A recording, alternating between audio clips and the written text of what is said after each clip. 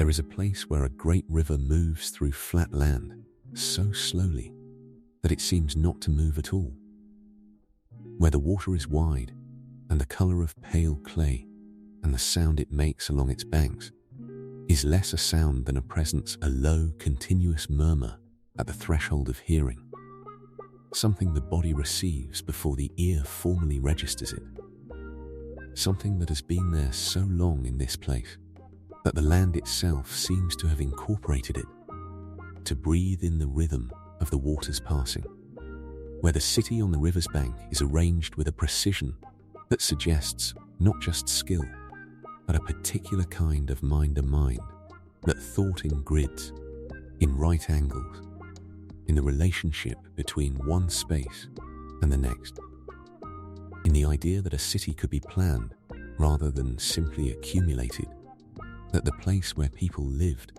could be organized according to reason and function and the shared needs of the people who would inhabit it, where the streets run straight, where the drains run beneath the streets, carrying the water of the city away in channels built with fired brick, maintained with care, understood as a system, where the granaries sit on their raised platforms and the public baths fill with clear water, and the workshops of the bead makers and the seal cutters and the potters line the lanes in their quiet industry, and where, at this hour, at this depth of the night, all of that industry has stopped, and the city rests, and the river moves past it in the dark, and the stars above the flat land are very many and very clear. We are going there now. Let the body grow heavy. Let the breath find its own depth. Let the thoughts that have been moving through the mind begin to slow, to separate from each other, to become less urgent and less connected, until they are simply there, like clouds moving across a sky, present and then gone. The Indus Valley is receiving the night. The river is moving. The fired brick of the city walls holds the day's warmth. The lamp in the workshop at the end of the lane burns low. And there is room here, in this ancient and ordered and river-breathed dark, for everything that needs to rest. The river path comes first. It runs along the high bank above the water, the ground here firm and pale. The river clay dried by the season into a surface that is almost stone in its compactness, that takes the footstep without yielding, that has been walked so often and dried so thoroughly that it has acquired the character of something made rather than something natural. The river below the bank is wide, wider than the rivers of other ancient cities, wider than the Tigris and the Euphrates in their lower courses, wider than the Nile at its most generous. The Indus here in this part of its course, having gathered itself into a breadth that makes the far bank a thing of distance rather than proximity, visible in the dark as a low dark line, where the pale water meets the pale sky. At the horizon, the water moves toward the south. Not urgently. The gradient here is so slight that the river's movement is a fact of physics rather than a spectacle of it, the water going where it must go, drawn by the earth's inclination, moving at the pace of something that has very far still to travel and has organized itself accordingly. The surface of the river carries, in the starlight, a faint luminosity, not the mirror brightness of the Mesopotamian river, not the rippled reflection of the Indian harbor, but something more subtle, more diffuse. The light distributed across the water's surface, in the way that light distributes itself across something that is moving too slowly for the movement to be its dominant quality. The river breathes. This is not quite metaphor. The water evaporates from the river's surface continuously, sending into the night air a faint coolness, a slight increase in moisture, a breath of the river that you feel on your face as a gentleness, a softening of the dry air of the plain. The river breathes outward, and the bank receives it, and you, standing on the bank in the dark. Receive it too, the breath of a river that has been breathing into this air since before any city stood on its banks, since before any person walked this path. Somewhere on the river, a bird, a water bird, settled for the night among the reeds at the river's edge downstream from where you stand, disturbed by something, a ripple, a fish, the movement of the water itself, and calling once, briefly, the sound traveling across the water's surface and arriving at the bank, softened and spread, a sound that is recognizably itself and yet changed by the distance, the way all sounds change when the water carries them. Then silence. Then the river again, breathing. The city wall rises from the plain a short distance from the river. It is built of fired brick. This is the first thing. And it mattered, not mud brick, not stone, not timber and wattle, but fired brick, kiln fired to a hardness and a regularity that sun-dried brick cannot approach. Each brick the same dimensions as the last, each course laid with a precision that the uniformity of the bricks makes possible. The wall presents a face of enormous regularity, horizontal courses, each one level, each one true. The joints between the bricks staggered in the pattern that distributes the load and ties the structure together. The whole surface speaking of a civilization that had thought carefully about how to build things that would last. The wall is not defensive in the way that the walls of other ancient cities are defensive. There are no great towers, no elaborate gateways designed to impress or intimidate, no carved guardians flanking the entrance. The gateway through which you pass is functional, an opening in the wall of sufficient width for the traffic that uses it, its threshold worn at the center by the passage of many feet. The brick on either side smooth at hand height from years of people steadying themselves as they pass through. You pass through. The city inside is dark and quiet. The streets are wide enough that the buildings on either side do not crowd the sky overhead. You can see a generous band of stars above the main thoroughfare, the street's width and the building's modest height combining to give the night sky a presence in the city's interior that smaller, more densely built cities do not offer. The stars are visible. They are always visible here, in this flat land with its wide streets and its uninterrupted horizons. The street is straight. This is what you notice immediately after the stars, the straightness. Not the gentle curves of a city that grew organically, not the irregular angles of streets that found their way between existing structures, but a deliberate, surveyed straightness. The street running from where you are to where it is going without deviation. The buildings on either side aligned with it, rather than it having accommodated itself to them. Someone planned this. Someone decided, before the first brick was laid, where the streets would go, and how wide they would be, and what would face them, and what would sit behind them. You walk along the straight street. Your footsteps on the brick pavement are the clearest sound in the city at this hour, a clean, hard sound. The sound of foot on fired brick, regular and certain, echoing slightly off the building faces on either side and returning to you as a slight doubling, a shadow of the footstep following the footstep by the smallest interval. The lanes that open from the main street are narrower, not much narrower. Even the residential lanes of this city have been planned with generosity, with a width that allows two people to pass each other comfortably, that does not press the buildings against each other to the point of darkness. You turn into one of them, and the scale shifts. The sky overhead narrows. The building faces are closer. The sounds of the main street recede and are replaced by the particular quiet of a residential lane at night. The houses along the lane are built to a plan.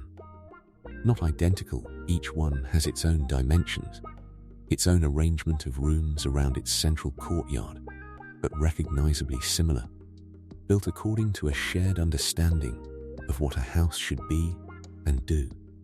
The same fired brick, the same orientation, the same relationship between the private interior and the public lane. The doorways face the lane at intervals, their thresholds worn in the same way as the city gate's threshold. The same central wear, the same smoothness at hand height on the door frame. The drains run along the base of the lane's walls. Covered drains, their covers fitted brick, the same fired brick as everything else, shaped to fit, laid across the drain channel, forming a continuous covered conduit that carries what needs to be carried away from the houses and along the lane and into the main drain beneath the thoroughfare, and from there out of the city. The drains are maintained. They have been maintained for as long as the city has been inhabited, the covers replaced when they crack, the channels cleared when they silt, the system understood as a system rather than as individual components, tended as a whole. This is remarkable in a way that is not immediately obvious. The drains are not beautiful.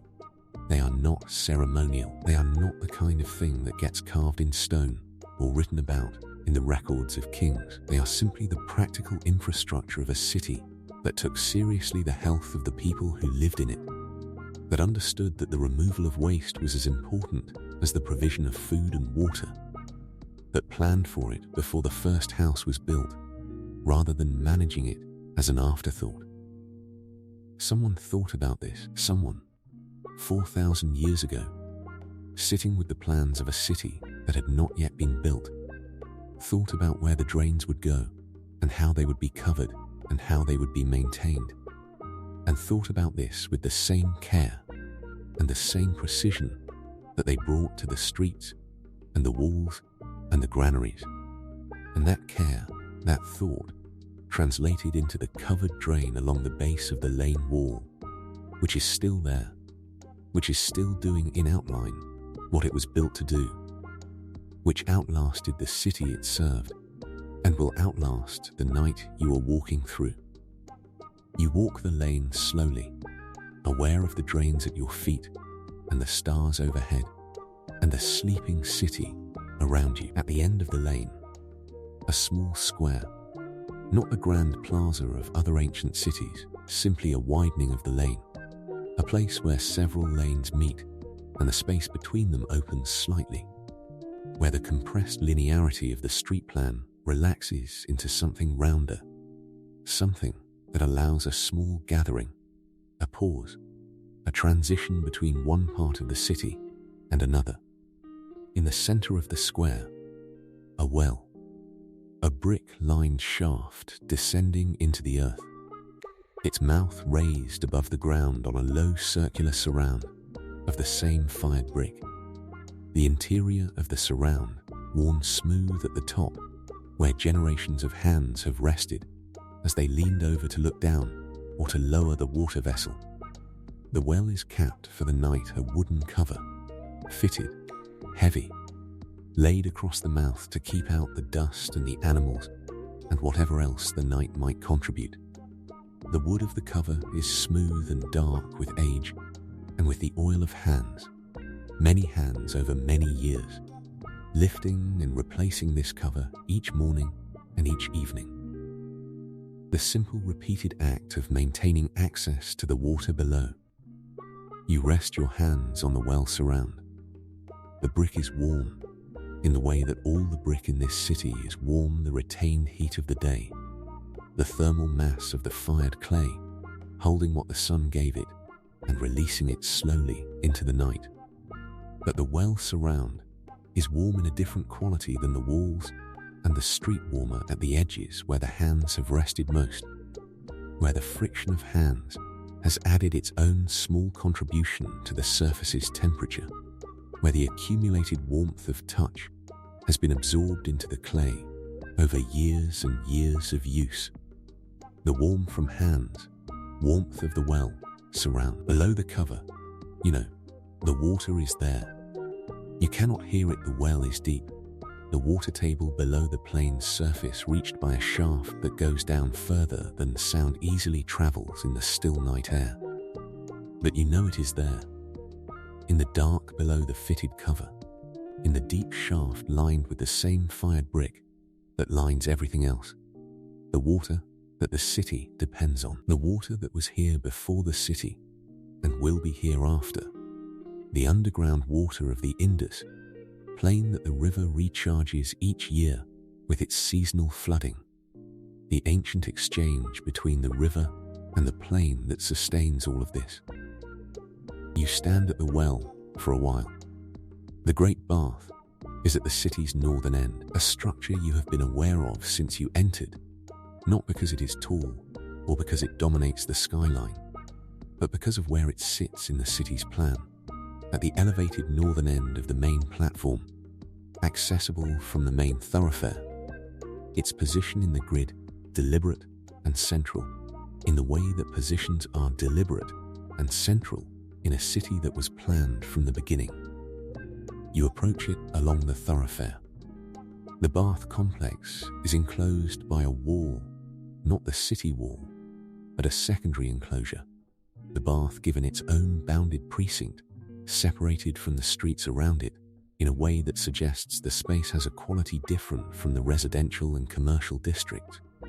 Not exactly sacred, or not only sacred, but set apart, given its own boundary, protected from the ordinary traffic of the city.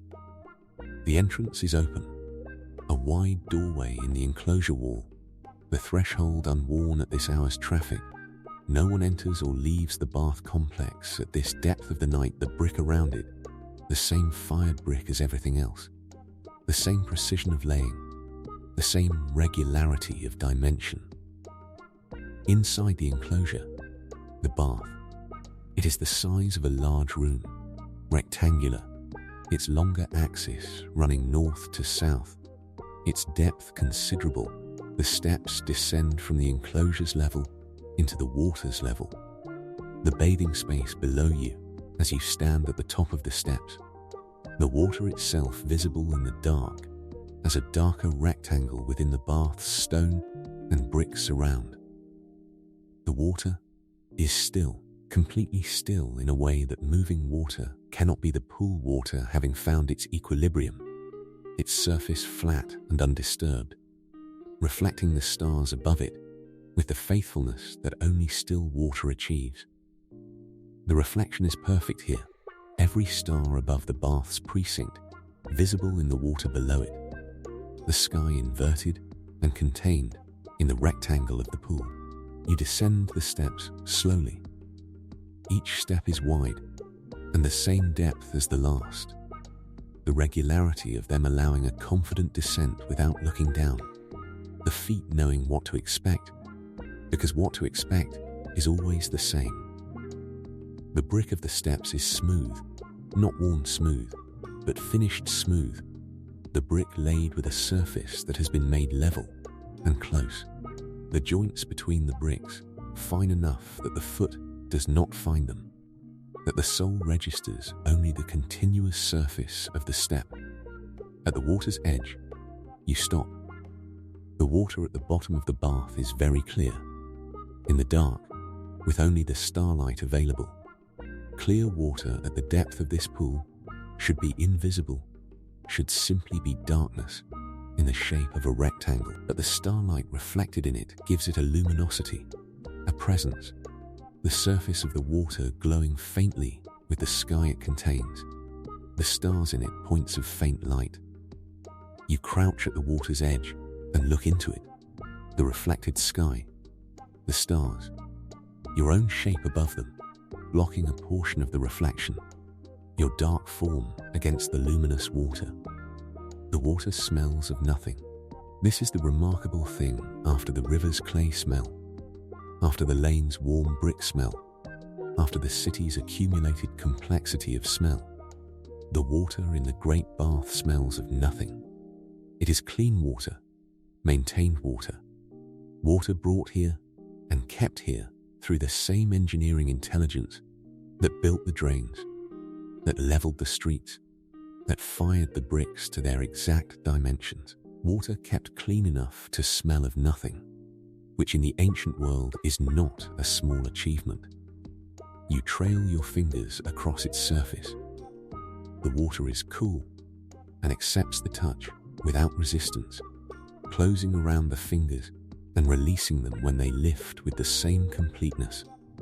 The surface reforming without a trace of the contact, the reflected stars returning to their positions. The sky and the water, undisturbed. Above the bath, on the raised platform that forms the northern part of the city, the granaries. Long, low buildings set on platforms of their own, raised above the ground level on a system of brick supports that allows air to circulate beneath the stored grain, keeping it dry, preventing the damp of the ground from reaching the food supply of the city. The platforms are precise in their engineering, the air gaps calculated, the brick supports spaced to do their work without doing more than is necessary. The whole system the product of an understanding of grain storage that goes beyond the obvious toward the particular, that accounts for the moisture of the ground and the warmth of the sun and the behavior of grain over the long months between. Harvests. The granaries are closed. Their doors are heavy and fitted and secured for the night. The grain inside in its sacks and its jars, resting in the dark and the cool of the raised structure, waiting for the morning and the day's distribution. The smell of grain reaches you even here, outside the closed doors, the dry, warm, dusty smell of stored cereal. The smell that is the smell of food secured, of the harvest gathered and held, of the city's ability to sustain itself through the seasons when the fields produce nothing. This smell is the smell of planning, of the thought that extends beyond the immediate, beyond today's meal to tomorrow's, beyond this season's harvest to next season's need. Someone planned these granaries before they were needed, planned the platforms and the air gaps and the distribution system, and the planning resulted in this smell, in this warmth, in this abundance, held in the dark behind closed doors. You stand for a moment at the granary's edge. The city is arranged around you, the bath below, the lanes and their wells and their drains, the straight streets and the fired brick walls, the river beyond the city wall moving south in the dark. All of it planned, all of it the product of a kind of intelligence that looked at the problem of many people living together in one place and said, this can be done well. This can be organized. This can be made to work not just for the powerful, but for all of them, for the people in the large houses and the people in the small houses, for the bead maker and the seal cutter and the person who tends the drain and the person who draws the water from the well. This can be a city that takes care of itself. And built it in fired brick, laid in courses, planned from the center outward, maintained with the daily labor of people who understood what they were maintaining and why it mattered.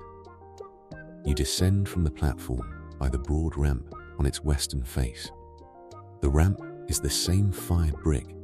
Everything here is the same fired brick. The city's visual and material unity, a function of its planning. The decision to use one material throughout giving the place its particular quality of coherence, of everything belonging to the same thought, the same system, the same civilization's way of being in the world. At the base of the ramp, the workshop district.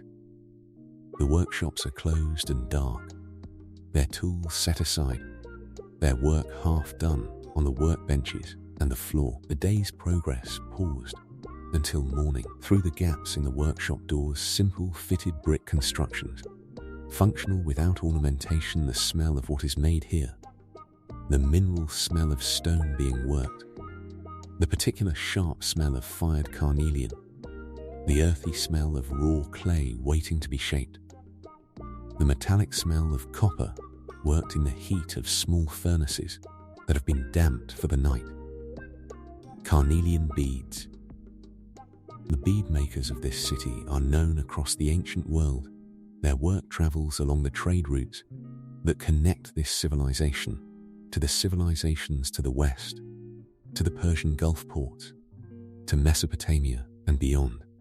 The small red beads made here from the carnelian of the river gravels, arriving in other cities as objects of value, objects of beauty, objects that carry in their precise perfection the evidence of a craft tradition developed over many generations. You stand at the door of the beadmaker's workshop and breathe in the carnelian smell. It is a dry smell, faintly chalky, the smell of stone reduced to its essential nature by the work of shaping, the smell of what is inside the stone made available to the air. The carnelian that will become tomorrow's bead is in there now, in the dark, waiting on the workbench or in the storage basket, holding its color and its potential in the closed space of the workshop. The deep red of it, invisible in the dark, but present, certain, waiting for the hands that will shape it into something that will travel far from this place and be worn and valued and eventually lost and found again by people who do not know where it came from. A bead made in this city, traveling across the ancient world. The same impulse that built the drains and leveled the streets, the impulse toward quality, toward care, toward the thing done well. The lane behind the workshop district is the narrowest lane you have walked, barely wide enough for two people to pass. The buildings on either side very close. The sky overhead reduced to a strip. The stars in that strip very bright by contrast with the dark on either side. It is a lane that belongs to the interior of the city, that connects places rather than serving as a destination itself, a passage between the districts rather than a district of its own. You walk it slowly. At the end of it, a courtyard, a private courtyard, enclosed by the walls of the houses that surround it, open only to the sky, the inner courtyard of a house, accessible from inside the house rather than from the lane. And yet the lane has brought you to a gap in the wall, a place where the building fabric is incomplete or has been opened, through which the courtyard is visible. You look in.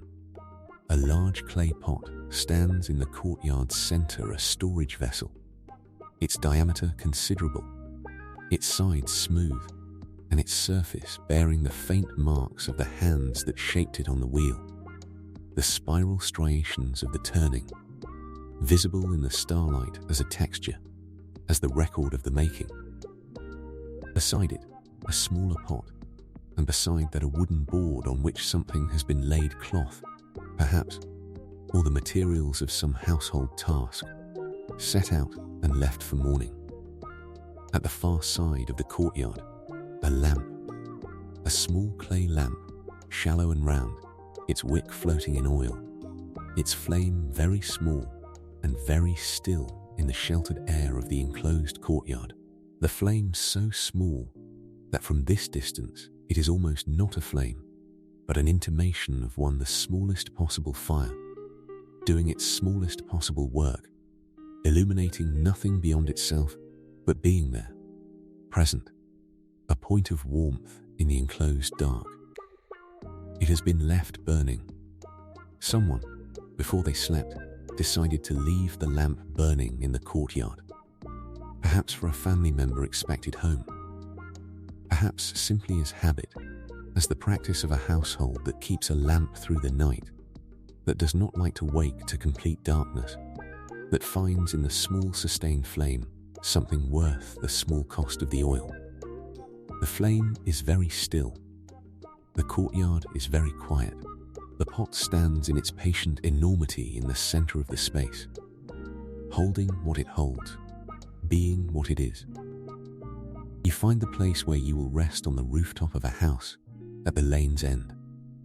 The access to it is an external stair of fired brick, the same fired brick, the steps worn at their centers and sharp at their outer edges, the stair rising from the lane directly to the flat roof above. Flat roofs in this city are living space not wasted, not merely structural, but used.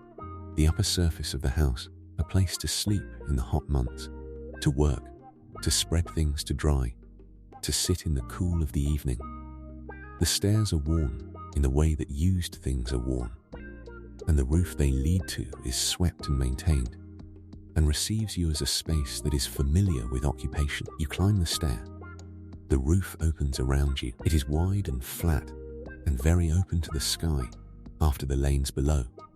After the narrowed strips of stars between the building faces, the roof returns the sky in its fullness, the full dome of it, the stars in every direction, the horizon visible where the city's low roofline meets the plain beyond, and the plain beyond meets the darkness of the distance.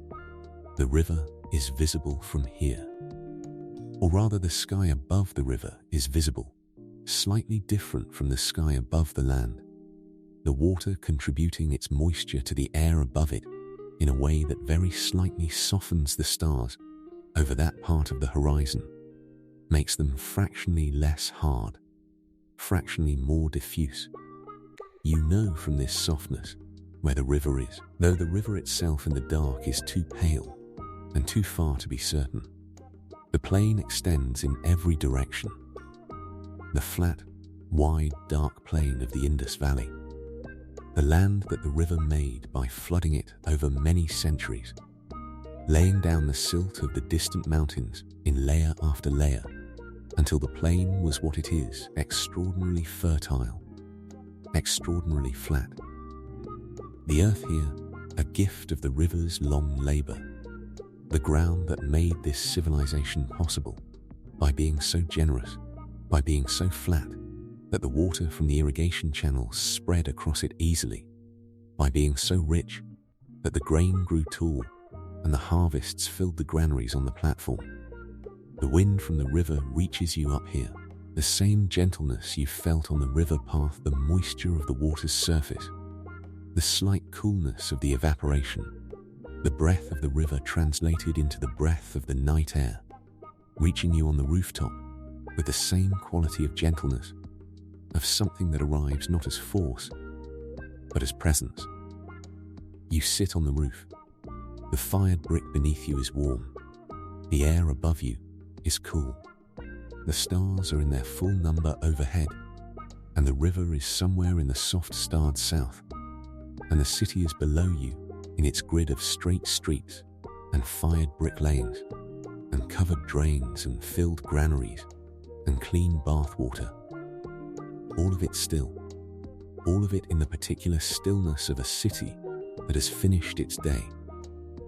The Indus Valley Civilization left no deciphered script. This is the thought that arrives now, quietly, without urgency, in the way that true thoughts arrive at the end of a long night, not as an analysis, but as a simple awareness. The writing that this civilization developed, the small seals carved with animals and symbols, found in the workshops and the houses and the trading ports, has not yet been read. The language is not known. The names of the cities and their builders and their kings, if they had kings, are not known. The stories they told about themselves, the things they believed, the names they gave to the river and the stars and the plain, none of it is known. What is known is what was built. The straight streets, the covered drains, the standardized bricks, the great bath with its clean water, the granaries on their platforms, the beads that traveled to distant cities, the wells in the small squares, the houses with their courtyards and their household lamps. What is known is the care, the thought that went into how people would live together, and how the water would be managed, and how the grain would be stored, and how the waste would be carried away. The thought that extended beyond the immediate to the structural, beyond the powerful to the ordinary, beyond today to tomorrow and the season after. The thought that made this city a place where a person could live well. This is not nothing.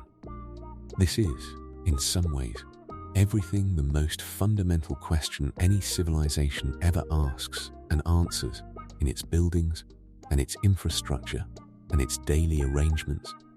How do we live together well? How do we organize the shared space so that it serves the people who live in it? How do we build something that will still be doing its work tomorrow? The Indus Valley answered this question in fired brick, in straight streets, in covered drains. And the answer is still here. Let the breath slow now. Let the warmth of the fired brick rise from below, through the body, into the chest. Let the cool of the river's breath come from the south, across the plain, up to the rooftop where you sit, touching the face with its gentleness, its moisture, its ancient patience. Let the stars be above you in their full number, the same stars that were above this rooftop when the first brick was laid on this platform, when the first drain was covered and the first well was lined, when the first bead was made in the first workshop and set out on the trade route to the distant cities of the west. The river is moving south in the dark. It has been moving south since before the city was here, since before the plain was made, since the mountains to the north that feed it were first lifted by the slow violence of the earth's interior into the cold air where snow accumulates and rivers begin. The river does not know about the city on its bank. It does not know about the fired brick or the covered drains or the clean water in the great bath. It simply moves as it has always moved, carrying the mountains south toward the sea, building the plain, breathing its moisture into the night air that reaches you here on the rooftop as the gentlest of presences. Let the river breathe. Let the plain be flat and dark in every direction. Let the city be below you in its grid, its lanes quiet, its wells capped, its drains working in the dark as they work in the light, their function not requiring the day to continue. Let the granaries hold their grain. Let the workshop hold tomorrow's carnelian. Let the bath hold its still and star-reflecting water. Let the courtyard lamp burn its small flame in its sheltered enclosure, patient and faithful, doing its small work through the night. You are very tired now.